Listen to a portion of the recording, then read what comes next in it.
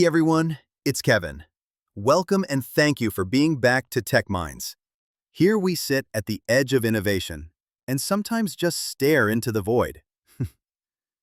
2 weeks ago, we asked if burnout is the price we pay for building the future.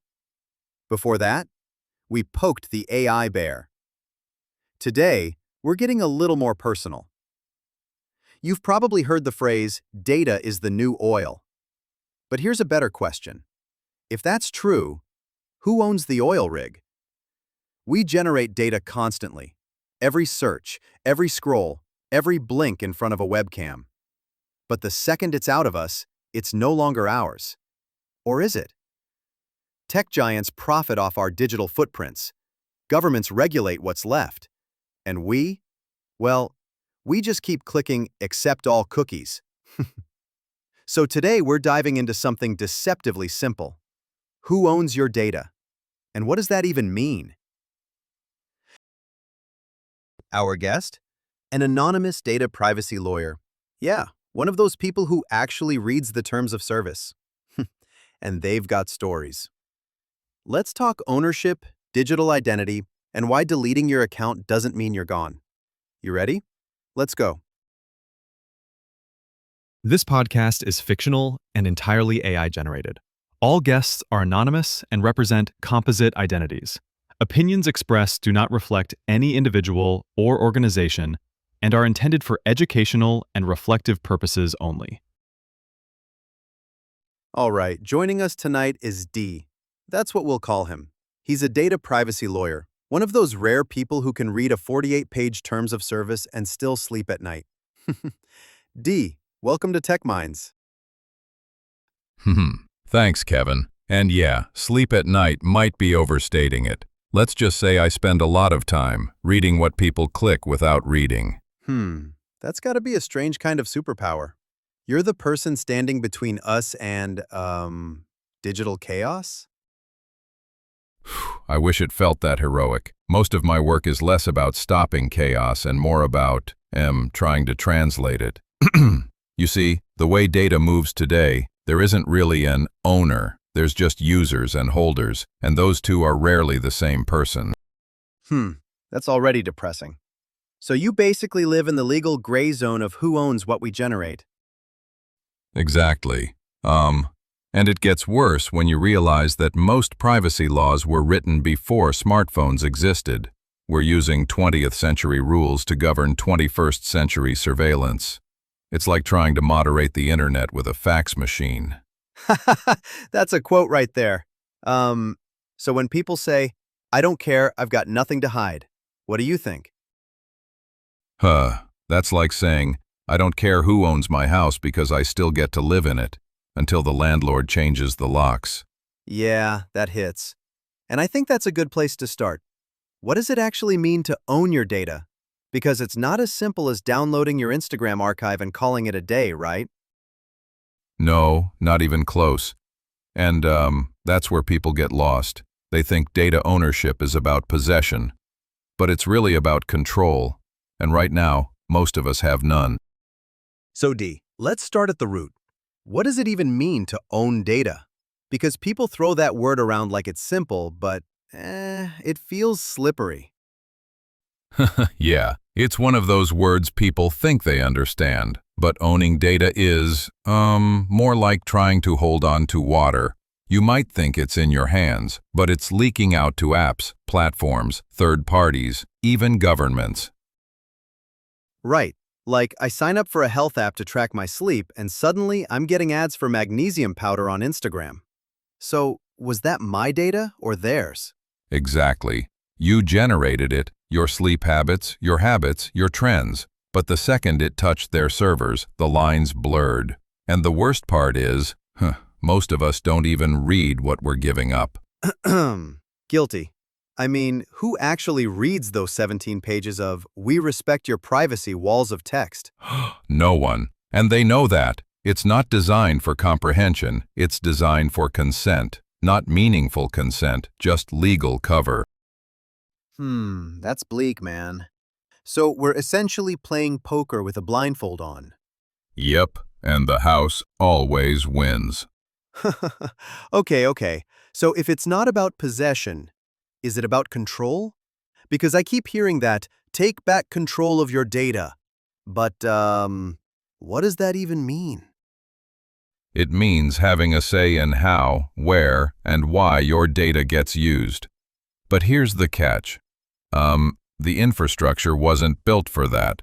Data isn't stored in neat little boxes with your name on them. It's duplicated, cross-referenced, sold in fragments.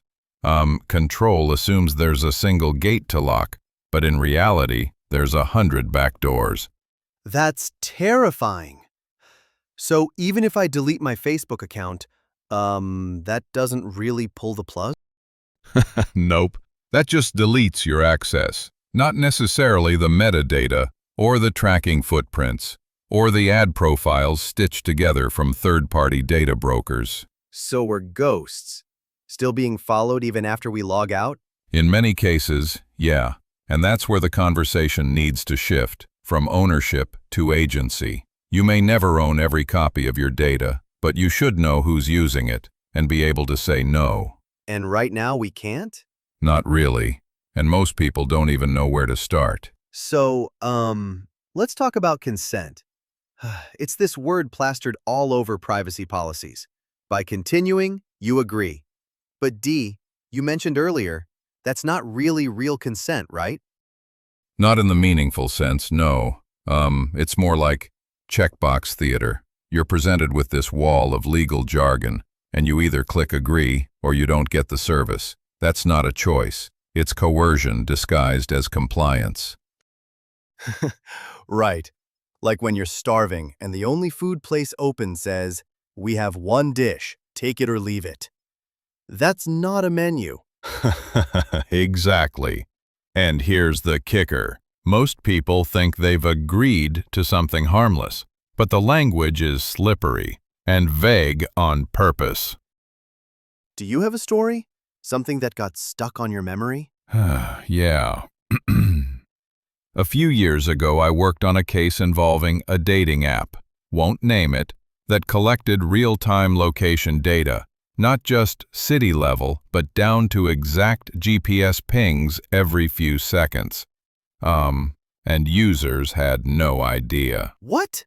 But it didn't say that in the app? It did, sort of, buried deep in the privacy policy, under a euphemism like enhanced proximity-based experiences.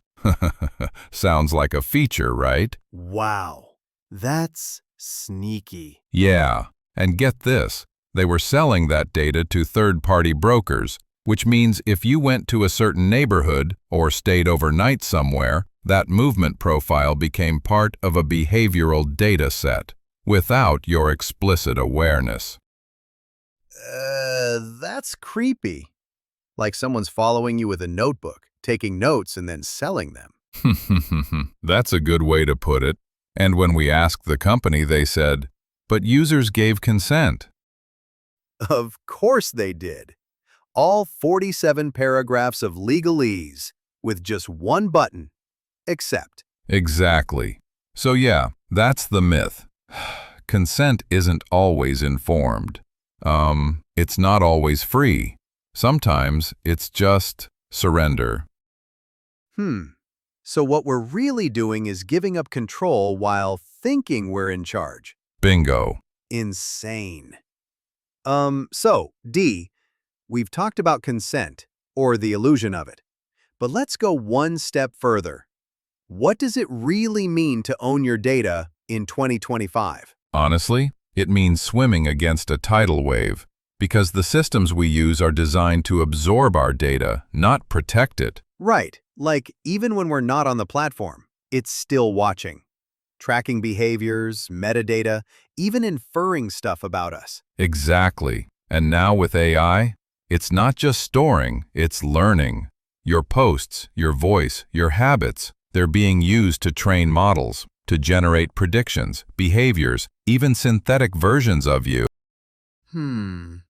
So the machine is eating the data and building ghosts with it. That's a poetic way to put it. And those ghosts, they don't belong to you. They belong to the company that owns the model. even if they sound like me, talk like me, know my pizza order. Yep. Ownership here isn't about holding the data. It's about controlling the outcomes. And right now, most of us don't even know what those outcomes are. All right, D. So we've opened a few doors here. Privacy, consent, ownership, AI ghosts. But let me ask you this. Are we doomed to live in a world where data is currency, but we're never the ones cashing in? Not necessarily, but we are at a turning point. Governments are slowly catching up. Regulations like GDPR, the U.S. Data Privacy Act, they're something. But honestly, the bigger shift has to be cultural. Meaning? Meaning, people need to care, not in a click this checkbox kind of way, but really understand how valuable their digital presence is, because the more we trade convenience for control, the harder it is to take it back. Like giving away the keys to your house, because the pizza guy knocks fast. Haha, exactly. And tech isn't stopping. Quantum, AI, biometric everything. So the only real resilience is awareness, knowing what's being taken, how it's being used, and who benefits. You said something earlier. Owning outcomes, not just data. That stuck with me. It's the new frontier. Data sovereignty isn't just about storage anymore. It's about influence. Right. Okay. D, thanks for showing up. For showing us this messy, weird, beautifully dystopian thing we call ownership in the 21st century. Thanks for having me, Kevin. This conversation needs to happen more often. Absolutely. And hey, to you, listener, if you made it this far, maybe, just maybe, you're part of that cultural shift. So until next time, clear your cookies, question the prompt, and remember, even your silence leaves a footprint. And hey, before you vanish into the algorithm, if you liked this episode, hit that like button. It helps more than you think. Subscribe to the channel so you don't miss the next one. We've got some wild topics lined up, trust me. Got thoughts? Questions? Existential dread about data? Drop a comment. I read every single one. And if this made you think, share it. Send it to a friend, a coworker, or that one person who definitely doesn't read the privacy policy. Until next time, this was Tech Minds. Peace.